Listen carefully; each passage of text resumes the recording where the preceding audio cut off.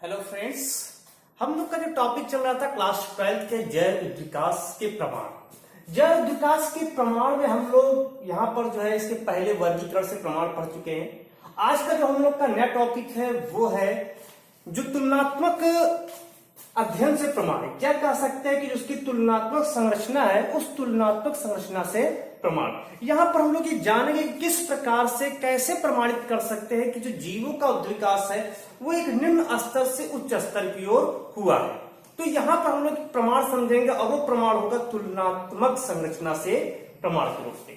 देखिए, तुलनात्मक संरचना से प्रमाण की बात करें तो सबसे पहले इसके बारे में जान लें। तुलनात्मक, यहाँ पर हम लोग तुलना करेंगे। यहाँ की जितने भी ऑर्गेनिज्म है, चाहे वो इनवर्टिब्रेट्स हो या वर्टिब्रेट्स हो, उसके बीच में तुलनात्मक अध्ययन करेंगे कि उनके बीच जो वर्टिब्रेट्स में है, वर्टिब्रेट्स में चाहे वो मछलियां हो, चाहे वो उभयचर हो, चाहे वो रेप्टाइल्स हो, चाहे वो बर्ड्स हो, चाहे वो मैमल्स हो, उन सब का किस प्रकार से एक रासायनिक उद्विकास हुआ है उस क्रम को हम लोग जानेंगे।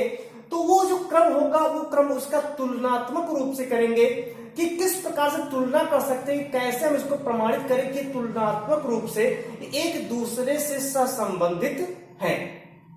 तो यहाँ का जो हम लोग का मेन जो आज हम लोग का थीम रहेगा वो है तुलना पर, यानी किस प्रकार से हम तुलनात्मक रूप से उसका अध्ययन कर सकते हैं। तो इसमें हम लोग तीन टॉपिक पढ़ेंगे, एक होमोलॉजी पढ़ेंगे, एक एनालॉजी पढ़ेंगे और तीसरा वेस्टिजियल ऑर्गन पढ़ेंगे। तो स्टार्ट करते सबसे पहले होमोलॉजी में। होमोलॉजी, ये ध्यान रहे कि बड़ा इंपॉर्टेंट टॉपिक है। अगर हम बोर्ड्स के अकॉर्डिंग बात करें तो बोर्ड्स के लिए बड़ा इंपॉर्टेंट रहता है, कंपटीशन से बहुत सारे पूछे जाते हैं ऐसे क्वेश्चन। तो ये होमोलॉजी की अगर हम बात करें, समजातता। अब समजात क्या होता है ये समझेंगे सबसे पहले। देखिए, समजात, अभी हम इसकी जो डिफिनेशन है उसको बाद में समझते हैं, सम और जात की। पहले हम समझते हैं कि ये समजात से कैसे हम प्रमाणित कर सकते हैं कि किस प्रकार से जीवों का उद्विकास एक निश्चित क्रम में हुआ है। तो यहां पर हम देखेंगे, जैसे मान लेते हैं नाम सुनेंगे फिशेज, जैसे मत्स्यकी है, फिशेज है, ठीक है, फिशेज है, या फिर जैसे एम्फीबियंस है, एम्फीबियंस समझ रहे होंगे, एम्फीबियंस है, या रेप्टाइल है, रेप्टाइल्स जो होते हैं, या जो बर्ड्स हैं, और इसके अलावा मैमल्स हैं, मैमल्स।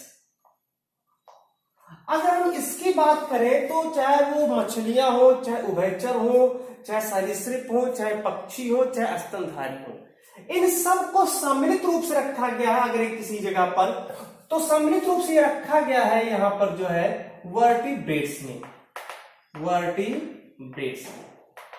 अब चूंकि वर्टिब्रेट्स में रखा है तो मीन्स यहां पर वर्टिब्रल कॉलम प्रेजेंट होगा। अब वर्टिब्रल कॉलम प्रेजेंट है, किसमें प्रेजेंट है?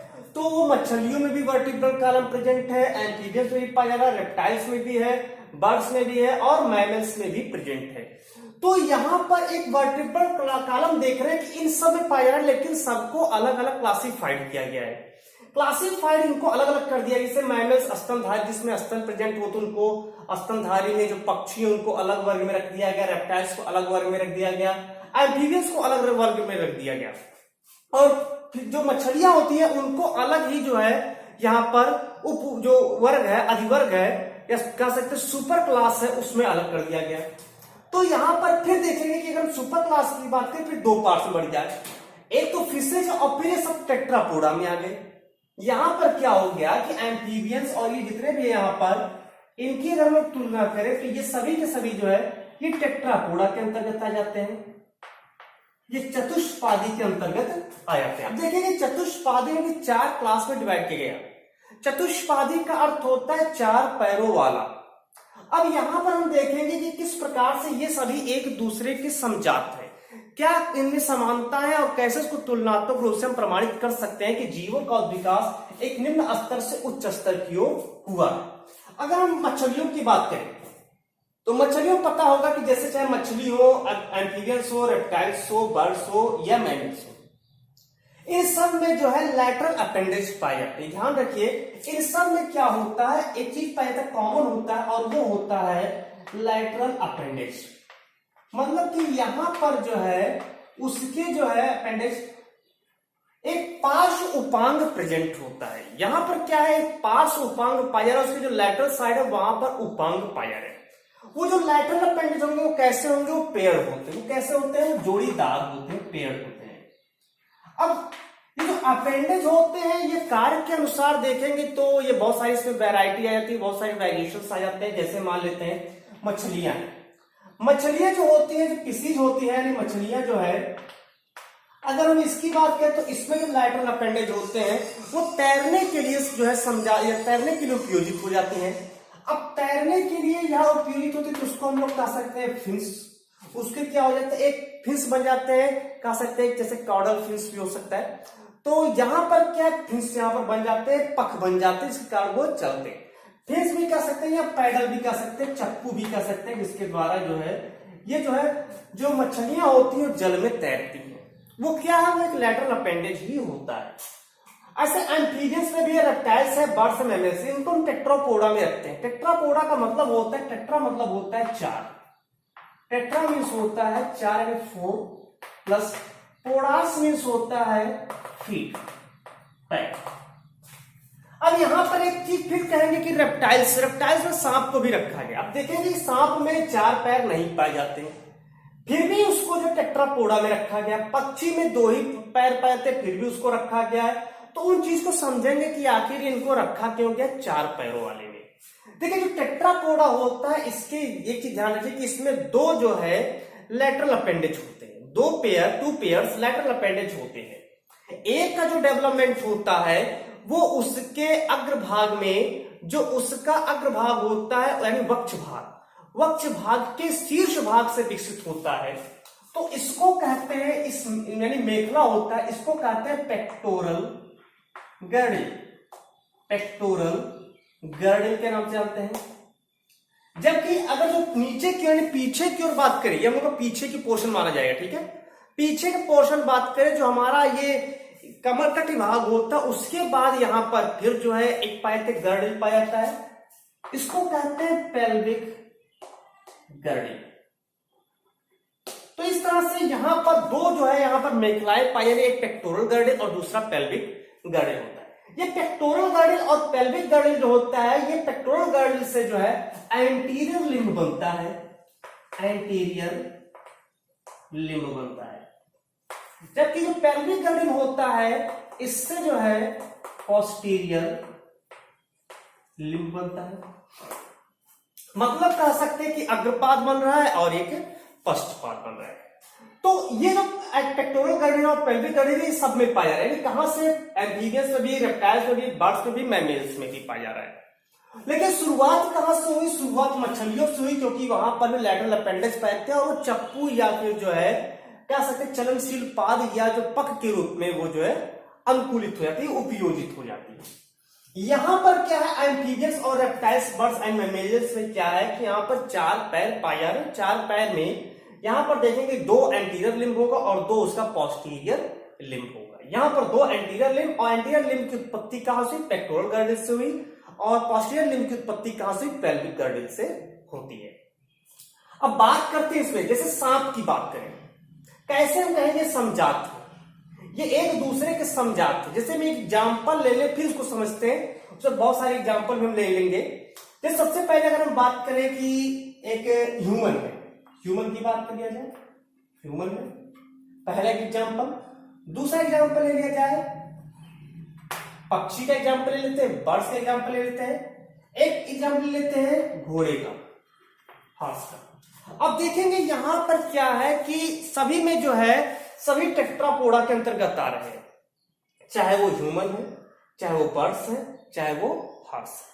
तो लेकिन इनमें क्या हो रहा है कि एंटीरियर लिम्ब और पोस्टीरियर लिम्ब में थोड़ा सा डिफरेंस हो रहा है, वेरिएशन हो रहा है। लेकिन एक चीज ध्यान देना, हम लोग पढ़ रहे हैं समजातता। अब समजात अंग की बात करते हैं, अब यहां से स्टार्ट करते हैं हम लोग टॉपिक समजात अंग। समजातता क्या है, अब उसकी हमने कहा था कि इसकी डिफिनेशन आगे बताएंगे, तो पहले उसकी डिफिनेशन समझा दें, फिर इसके एग्जाम्पल को समझेंगे और अपने आप समजात जो है, समजात अंग या समजातता हमारा तैयार हो जाएगा। सम मतलब होता है समान, ध्यान से सुनेंगे, सम मतलब होता है समान, होने में समान। जात का मतलब होता है उत्पत्ति, यानी कि जिसकी कोई भी ऐसा अंग जो भ्रूण से, समान भ्रूण से जिसकी उत्पत्ति हो रही हो, किसी भी, जितने भी जीव है, जो भी जीव है, उन सभी जीवों का ऐसा कोई अंग जो समान भ्रूणीय भाग से उत्पन्न हो रहा हो, भले ही वो उत्पत्ति के बाद विकसित अवस्था में जाकर के वो भिन्न भिन्न कार्यों में रूपांतरित हो जाए, लेकिन उनकी उत्पत्ति यदि वो समान स्थान से हो रही है तो उसको हम कहेंगे समजात। सम मतलब समान, जात मतलब उत्पत्ति, यानी समान भ्रूणीय भागों से यदि उत्पन्न हो रहा है तो उसको हम कहेंगे समजात। मैंने क्या कहा कि सभी में, चारों में, एम्फीबियंस, रेप्टाइल्स, बर्ड्स एंड मैमीलियंस, सभी चतुष्पादी 4 पैरों वाले हैं। सभी में जो एंटीरियर लिम्ब है वो पेक्टोरल गर्डल से और पोस्टीरियर लिम्ब पेल्विक गर्डल से उत्पन्न होता है। मींस यहां पर जो है एक जो है यहाँ पर अंश मेखला और श्रोणि मेखला से ही हाथ और पैर जिसको कह सकते पाया जाता है। अगर हम ह्यूमन में बात करें तो ह्यूमन में क्या होता है, यहां पर भी पेक्टोरल गर्डल से एंटीरियर लिम्ब और पोस्टीरियर लिम्ब बनता है। लेकिन हम लोग का क्या होता है, जो एंटीरियर लिम्ब होता है, अगर एंटीरियर लिम्ब की बात करें, केवल एंटीरियर लिम्ब एग्जांपल ले लें, तो हम लोग का एंटीरियर लिम्ब क्या है कि पूरी तरह से फ्री है। हम इसके द्वारा चलते नहीं है, बल्कि हमारा ये जो अग्रपाद है, ये पैर ही है, एक तरह से अग्रपाद है, ये पूरी तरह से फ्री है। क्यों फ्री है? किसी चीज को पकड़ने के लिए। इसे देखिए हमारी उंगलियां भी इसी प्रकार कुछ लंबी लंबी उंगलियां हैं। अन्य जंतुओं की तुलना में बात करें तो जो उंगलियां लंबी लंबी हैं और वो सभी स्वतंत्र हैं। किसी भी चीज को पकड़ने के लिए, जैसे चाक है, इस चाक को पकड़ने के लिए देख रहे हैं कि पूरे उंगलियों का काम भी कर सकते हैं। इसके अलावा सही से उपयोजित करने के लिए धीरे धीरे क्या हुआ कि हमारा जो अंगूठा है वो अन्य उंगलियों के समकोण पर आ गया। अब अन्य उंगलियों के समकोण पर आ गया है तो यहां से क्या हो, किसी भी चीज को आसानी से ग्रिप कर सकते। तो ये यहां पर क्या है, एंटीरियर लिम्ब हमारा क्या हो गया, कैसे उपयोजित हो गया, स्वतंत्र हो गया, उंगलियां थोड़ी लंबी हो गई, नख युक्त हो गया, नाखून पैर है, अंगूठे समकोण पर आ गए, किसी भी चीज को पकड़ने के लिए उपयोजित हो गया हमारा हाथ और स्वतंत्र हो गया चलने के लिए। लेकिन अगर हम बर्ड्स की बात करें, बर्ड्स की एंटीरियर लिम्ब, यानी हमारे एंटीरियर लिम्ब क्या है, ये फ्री है और ये मूवेबल है, ठीक है। लेकिन अगर हम बर्ड्स की बात करें, बर्ड्स में भी पेक्टोरल गर्डल। अब कहोगे कि उस पे कहां होता है, तो उसका जो पंख होता है, फीदर जो होता है, पंख जो होते हैं, ये इसका एंटीरियर लिम्ब होता है। क्यों? क्योंकि वो पेक्टोरल गर्डल से विकसित हुआ है। क्यों? क्योंकि वो जो है अंश मेखला से विकसित हुआ है, अतः वह जो है जो पंख है वो पंख उसका रूपांतरित अग्रपाद है। अग्रपाद ही है, लेकिन वो क्या है, वो उड़ने के लिए जो है रूपांतरित हो गया। तो ये यहां पर क्या करेगा, फ्लाई में काम करने लगा। ये यहां पर जो है उड़ने के लिए जो है उपयोजित हो गया। लेकिन है क्या एंटीरियर लिम्ब, घोड़े के एंटीरियर लिम्ब क्या है, ये चलने के लिए और बहुत तेज दौड़ने के लिए यहां पर उपयोजित हो गया, रनिंग के लिए यहां पर उपयोजित हो गया। तो इस तरह से देखेंगे कि इन तीनों की, जैसे कि एग्जांपल लिए है कि मनुष्य का अग्रपाद, पक्षी का अग्रपाद, घोड़े का अग्रपाद, तीनों की उत्पत्ति एक जगह से हो रही है, पेक्टोरल गर्डल से हो रही है। मतलब ये इनकी उत्पत्ति, इसकी जो पेक्टोरल गर्डल है यानी इसके जो लिम्ब है, एंटीरियर लिम्ब है, इनकी उत्पत्ति एक ही भ्रूण से हो रही है और वो है पेक्टोरल गर्डल। अब पेक्टोरल गर्डल से उत्पन्न हो रही है, लेकिन कार्य देख रहे तो भिन्न भिन्न है। किसी का कार्य स्वतंत्र के रूप में है, वो कुछ पकड़ने के लिए उपयोजित है, किसी का उड़ने के लिए उपयोजित है, किसी का तोड़ने के लिए उपयोजित है।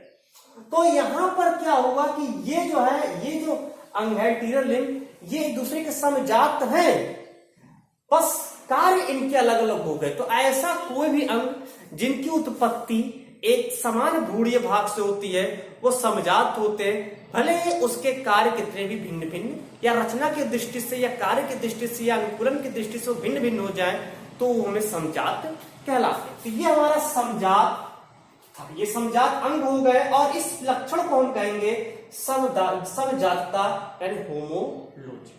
तो ये समजातता का एक एग्जाम्पल था। अब बात करते हैं यहां पर, इसके अलावा भी और भी एग्जाम्पल दे सकते हैं। इसे मानते हैं वेल। मछली को स्तनधारी में क्यों रखा गया, एक चीज, जैसे जो वेल होता है, ये कहा है कि वेल तो मछली है, इसको टेट्रापोडा में क्यों रखा है, 4 पैरों वाले में क्यों रखा गया है।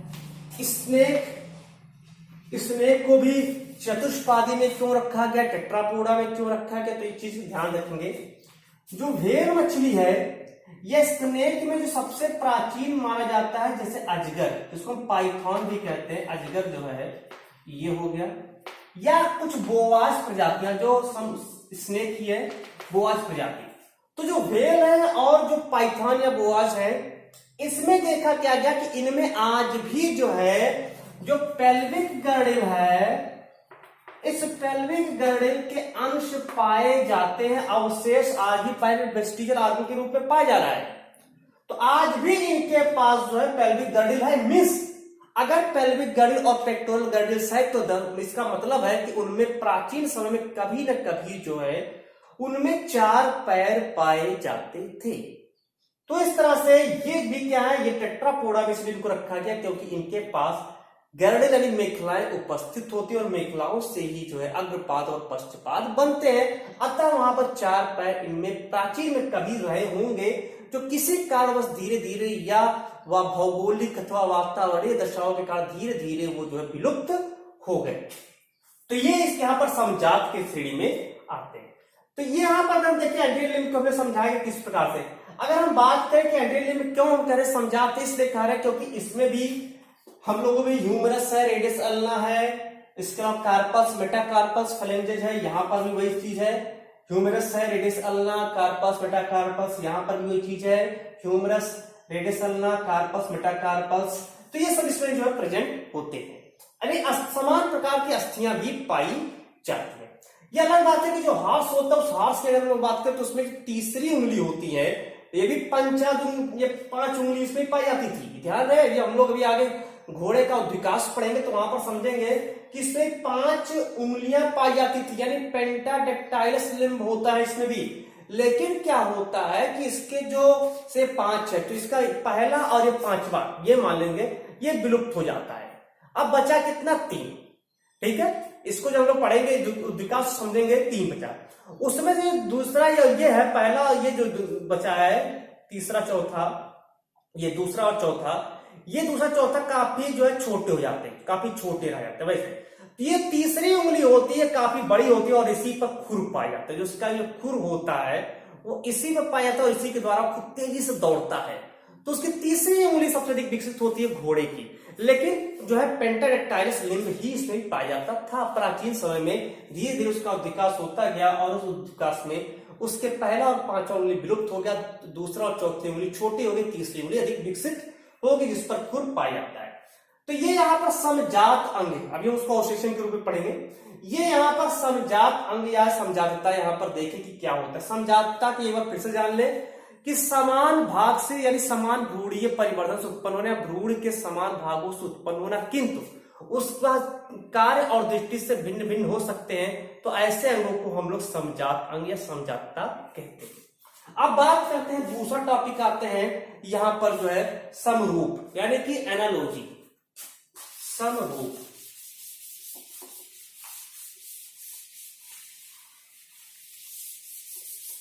ये समजात हो गया। अब आते हैं समरूप में एनालॉजी। देखिए, समरूप की परिभाषा पहले ही बता देगा। सम मतलब समान, रूप मतलब आकार, आकृति, संरचना, यानी बनावटी कह सकते हो, एक दिखावटीपन कह सकते हो, एक दिखावा कह सकते हो कि दिखने में तो समान है, दिखने में समान है, कार्य में भी समान है, कार्य में भी समान है, दिखने में भी समान है, लेकिन इनकी उत्पत्ति भिन्न भिन्न भागों से हुई है, तो उनको कहेंगे समरूप, समरूपता। और ऐसे अंगों को कहेंगे समरूप अंग। जैसे एग्जाम्पल हम ले लेते हैं, यहां पर थोड़ा सा एग्जाम्पल अगर ले, मधुमक्खी और बिच्छू का डंक, बड़ा अच्छा सा एग्जाम्पल है। एक मधुमक्खी है, हनी मधुमक्खी कि अगर हम डंक की बात करें, ठीक है, और जो बिच्छू होता है इसके डंक की बात करें, तो यहां पर क्या देख रहे हैं कि डंक, दोनों में डंक पाया जाता है। दोनों को काम भी देखे होंगे, डंक मारना ही है, चाहे मधुमक्खी हो चाहे बिच्छू, दोनों का काम होता है डंक मारना। यानी डंक का काम क्या? शत्रु से सुरक्षा करना है, उसका एक काम है। लेकिन यहां पर क्या है, यहां पर जो डंक की उत्पत्ति होती है वो ओविपोजिटर से होती है, मतलब कि कह सकते हैं अंड निक्षेपण के द्वारा होती है। इसमें जो डंक का विकास होता है वो अंड निक्षेपण के द्वारा होता है, अंड निक्षेपण प्रक्रिया के द्वारा होता है। जबकि जो बिच्छू होता है उस बिच्छू के जो डंक होते हैं वो उसके पोस्टीरियर एब्डोमिनल पार्ट से होता है, जो उसका पोस्टीरियर पश्च जो उदर भाग होता है, पश्च उदर खंड होता है, उससे विकसित होता है। और इसका जो डंक होता है वो अंड निक्षेपण से विकसित होता है। यानी विकास क्या हो रहा है, डेवलपमेंट क्या हो रहा है, अलग अलग भागों से हो रहा है, लेकिन कार्य क्या है, समान है, दिखने में भी समान है, लेकिन इनकी उत्पत्ति अलग अलग भागों से हुई है, अतः ये एक दूसरे के समरूप होंगे। दूसरा एग्जांपल समझते हैं, यहां पर देखेंगे जैसे इनवर्टिब्रेट्स में अगर हम बात करें, इनवर्टिब्रेट्स के जो इंसेक्ट्स होते हैं, इंसेक्ट्स कीट, ये क्या करते हैं, ये भी उड़ते हैं, इनमें भी पंख पाए जाते हैं कि नहीं पाए, ये भी उड़ने के लिए इसमें पंख पाया जा रहा है, ठीक है। यानी यहां पर भी कह सकते हैं फीदर है, पंख प्रेजेंट है। इसके अलावा पक्षी, वर्टिब्रेट्स में अगर बात करें, वर्टिब्रेट्स में तो इसमें बर्ड्स आते हैं, वर्टिब्रेट्स में चमगादड़ आता है, बैट। यहां पर क्या देखेंगे, कीट जो है जैसे पक्षी उड़ता है, जैसे चमगादड़ उड़ता है, वैसे ही ये भी उड़ता है। पक्षी भी जो कीट है वो भी उड़ता है। और देखेंगे कीट में से आजकल तो टिड्डियों का एक बहुत ही प्रलय रूप देखने को आ रहा है। जो टिड्डी है उस टिड्डी में भी देखेंगे उसमें पंख पाया जा रहा है, उड़ रहा है। तितली में पंख पाया जाता है, उड़ रहा है। तो यहां पर क्या है कि वो just like birds are back, उसके समान उड़ रहा है, एकदम समान दिख रहा है कि उसके भी पंख है, उसके भी पंख है, इन तीनों के पास पंख है, तीनों के पास पंख है। लेकिन हम यहां प्रूव करने वाले क्या कि यहां पर जो है ये एक दूसरे के समरूप है। कैसे देखेंगे, सबसे पहले तो इनवर्टिब्रेट्स इंसेक्ट हमने पहले लिख दिया कि ये इनवर्टिब्रेट्स है। अब इनवर्टिब्रेट्स लिखा है, इसका मतलब इसमें बोन एब्सेंट होगा, इसमें एंडोस्केलेटन तो नहीं पाया जाएगा, मींस इसमें एंडोस्केलेटन नहीं है। इसका जो पंख बना वो एंडोस्केलेटन से नहीं बना है, तो किससे बना, इसका जो पंख है वो स्किन का मॉडिफाइड होता है, स्किन मॉडिफिकेशन होता है, यानी स्किन से बना, त्वचा से बना है। या इसका बन सकता है किससे, या तो एक्सोस्केलेटन से बनेगा, एक्सोस्केलेटन यानी बोन इसमें नहीं पाया जाएगा।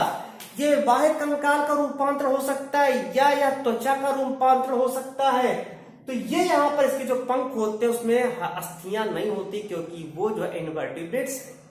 जबकि ये सभी क्या है, दोनों वर्टिब्रेट्स है, मीन्स इसका पंख और इन दोनों के पंख से भिन्न होता है, अलग अलग इसकी उत्पत्ति होती है। इसकी उत्पत्ति यहाँ पर एक्सोस्केलेटन या स्किन से होती है, जबकि इन दोनों की उत्पत्ति कहां से हो रही है, इसमें बोन्स भी पाया है, और इनकी उत्पत्ति जो है वो पेक्टोरल गर्डल से हो रही है।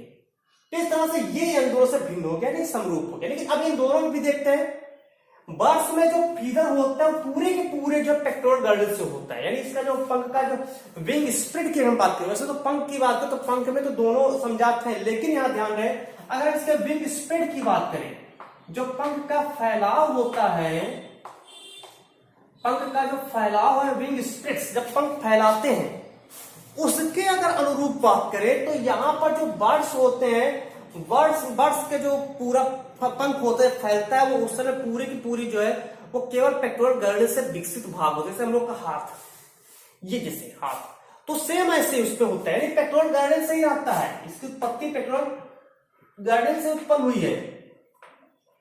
जो इसका फैलाव करते हैं, जो फैलता है पंख, वो पूरा का पूरा पेक्टोरल गर्डल से जुड़ा हुआ एक भाग होता है। लेकिन बैट के चमगादड़ को अगर देखे होंगे तो उसका जो पंख होता है कई परतों में होता है, देखिए परतों में होता है। असल में उसका जो पंख होता है वो कई परतों में खुलता है, खुल करके जो है कुछ इस तरह से जो है संरचना बना लेता है, ठीक है, इस तरह से यहां पर संरचना बना लेता है। तो इस तरह से जो पंख होता है, वो पंख क्या है, उसका जो अग्रपाद है और उसका जो वक्ष है, यानी पेक्टोरल गर्डल और जो उसका वक्ष है, उसके भंज, उसके बीच में जो भंज है, उस भंज से इसका डेवलपमेंट होता है। तो यहां पर क्या है, फोल्ड से विकसित होता है, तो इसीलिए इन दोनों में भी क्या उत्पत्ति फिर यहां अलग अलग हो गई, ये एक दूसरे के समरूप हो गए, लेकिन दिखने में क्या है, दिखने में समान कार्य कर रहे हैं। अतः उत्पत्ति तो अलग अलग भागों से हुई है, अलग अलग स्थानों से हुई, अलग अलग धूड़ से हुई है, लेकिन कार्य एवं रचना की दृष्टि से समान होते हैं। अतः इनमें एक दिखावटीपन दिखाई पड़ रहा है, बनावटी आ रहा है, यानी दिखावा कर रहा है, समान होने का दिखावापन कर रहा है, दिखावापन कर रहा है कि हम समान हैं, लेकिन असल में वो समान, उनकी उत्पत्ति समान नहीं है। अतः वो समजात न होकर के अब वर्ण क्या है, समरूप होते हैं। तो ऐसे अंगों को समरूप अंग भी कहते हैं और इस लक्षण को समरूपता कहा जाता है। तो ये हमारा दो टॉपिक था, समजात और समरूप। अब पढ़ते तीसरा, वेस्टिजियल ऑर्गन। वेस्टिजियल ऑर्गन, अवशेषी अंग। सबसे पहले समझते हैं कि अवशेषी अंग होता क्या है। अवशेषी अंग कहते किसे हैं? अवशेषी अंग का मतलब होता है अवशेष, पहले कभी प्राचीन समय में विकसित रहा होगा, प्राचीन समय में कभी वह एक उपयोगी अंग रहा होगा, विकसित अंग रहा होगा, लेकिन धीरे धीरे वातावरणीय भौगोलिक दशाएं किसी कारणवश जो है, या उसमें जो अनुकूलन के कारण जो है, धीरे धीरे इस प्रकार से लक्षण विकसित हुए कि वो जो कभी पावर विकसित अंग थे वो धीरे धीरे विलुप्त हो गए और अब शरीर में मात्र एक अवशेष के रूप में बसते हैं, जिनका कोई कार्य नहीं है, वो निष्क्रिय रूप में है, उनको हटा दिया जाए तो भी कोई प्रभाव नहीं पड़ेगा। तो ऐसे अंगों को कहते हैं यहां पर हम लोग वेस्टिजियल ऑर्गन, यानी अवशेषी अंग। अभी जैसे मैंने इसके पहले बताया अवशेषी अंग के बारे में कि जैसे व्हेल मछली, व्हेल मछली जो है उसमें बाह्य कण भी पाया जाता है, लेकिन बाह्य कण है नहीं, वो बाह्य कण का केवल अवशेष है। व्हेल मछलियों में जो बाह्य कण होता है उसके अवशेष आज भी पाए जाते हैं। इसका मतलब पहले वो कभी जो है वो जल के बाहर रहता था और ध्वनि तरंगों को ग्रहण करता था, लेकिन अब वो जलीय जीवन यापन अपना लिया है। अतः धीरे धीरे वो बाह्य कण उसके कोई काम का नहीं है, तो वो एक अवशेष के रूप में बचा है। सांप, अजगर और बोआ में भी आज भी जो है गर्डेल्स पाए जाते हैं, देखने को मिलता है। यानी पहले कभी चतुष्पादी थे, चार पैरों वाले थे, लेकिन क्या हुआ, रेंगने के कारण जो है, सुरंग में या बिल में घुसने के कारण जो है और कंटीली जगह पर चलने का हो सकता है धीरे धीरे उनमें जो पैर थे वो विलुप्त हो गए, और अब वो अगर पाए भी जा रहे तो उसकी गर्डेल तो केवल एक अवशेष के रूप में पाया, इसका कोई कार्य नहीं है, यानी अवशेषीय अंग के रूप में पाया जा रहा है। तो ये यहां पर, लेकिन अगर मनुष्य में बात करें, ह्यूमंस में बात करें इन ह्यूमन, तो मनुष्य में भी लगभग 100 से भी अधिक प्रकार के जो है वेस्टिजियल ऑर्गन हमारे शरीर में पाए जाते हैं, इसका कोई कार्य नहीं है। तो चलिए कि कुछ इसका एग्जांपल समझे। सबसे पहले जैसे देखते हैं निकिटेटिंग मेम्ब्रेन, निकिटेटिंग मेम्ब्रेन। पता है कि हम लोग क्या है, हम लोग स्थली हैं, जल में नहीं रहते, हम लोग का निवास कहाँ है, स्थल में है। अब निवास स्थल में है तो निकिटेटिंग मेम्ब्रेन का काम क्या होता है, जो जल में रहते हैं जो जलीय जंतु, उनके आंखों को जो है एक पतली सी पारदर्शी एक झिल्ली पड़ जाती है, दिखाई तो पड़ता है, लेकिन जो जल होता है जल उनके नेत्र के अंदर नहीं जा पाता है। चूंकि हम लोगों की अगर बात करें तो यहीं पर एकदम कॉर्नर पर देखेंगे, अगर हल्का से इधर तो एक अर्धचंद्राकार सा लाल सा एक मेम्ब्रेन दिखाई पड़ता है, कोई उसका रोल नहीं है।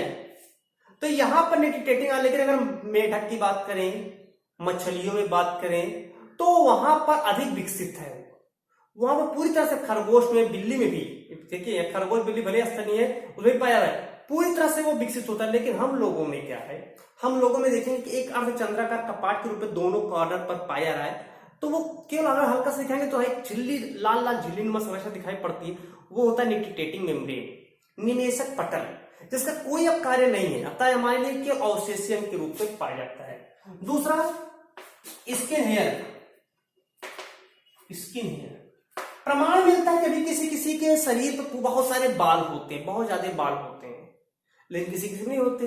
अब जिसमें बाल अधिक पाए उनमें भी उसका कोई कार्य नहीं, जिसमें नहीं पाए उसमें भी कोई कार्य नहीं है। क्यों? क्योंकि हम लोग अब उपयोजित हो गए, कपड़े पहनने लगे हैं, अपने आप को सुरक्षित रख सकते हैं, वातावरण के अनुसार अपने आप को अनुकूलित कर सकते हैं, अतः यहां पर इसका कोई रोल नहीं है। तो ये अगर पाया भी जा रहा तो केवल और केवल अवशेष के रूप में ही उपस्थित है, अमात्र अवशेषीय अंग के रूप में पाया जा रहा है। तीसरा जो है, अगर हम बात करें वेस्टिजियल ऑर्गन, क्या नाम है, यहां पर वर्मीफॉर्म अपेंडिक्स, वर्मीफॉर्म अपेंडिक्स। अब वर्मीफॉर्म अपेंडिक्स कभी कभी क्या होता है, किसी किसी को जो है ये अपेंडिक्स रोग हो जाता है, दौड़ते हैं तो उनमें बहुत जल्दी पेन में होने लगता है, पेट में, तो उसको ऑपरेशन करके हटा भी देते हैं, उसका कोई मतलब नहीं। ये सीकम भाग से जुड़ा होता है, सीकम होता है और सीकम भाग से जो पाउच लाइक स्ट्रक्चर होता है ये तो हमारे आहार नाल के सीकम भाग से जुड़ा होता है। कभी कभी इसमें बैक्टीरिया का इन्फेक्शन हो जाता है, इसके कारण इसको ऑपरेशन से हटाना पड़ता है। इसको काट के हटा भी दिया जाए तो भी कोई प्रभाव नहीं पड़ता, क्योंकि अब ये हमारे किसी कार्य का नहीं है। तो ये वर्मीफॉर्म अपेंडिक्स केवल हमारे शरीर में एक अवशेष के रूप में बच रहा है, यानी अवशेषीय अंग के रूप में पाया जाता है। तो इस तरह से जो वर्मीफॉर्म अपेंडिक्स है ये कृमि रूपी परिशेष का भी अवशेषीय अंग है। इसके अलावा जो टेल होता है, टेल कभी कभी देखिए से अगर हम बात करें बंदरों की और मनुष्यों की, बंदर और मनुष्यों के शारीरिक संगठन लगभग समान होते हैं, लगभग समान कह सकते हैं, पूरी तरह तो नहीं है। तो उसमें लेकिन पूंछ पाया जा रहा है, हम लोगों में पूंछ नहीं पाया जाता है। असल में हम लोग धीरे धीरे इतना उपयोजित हो गए कि पूंछ की कोई आवश्यकता नहीं रह गई।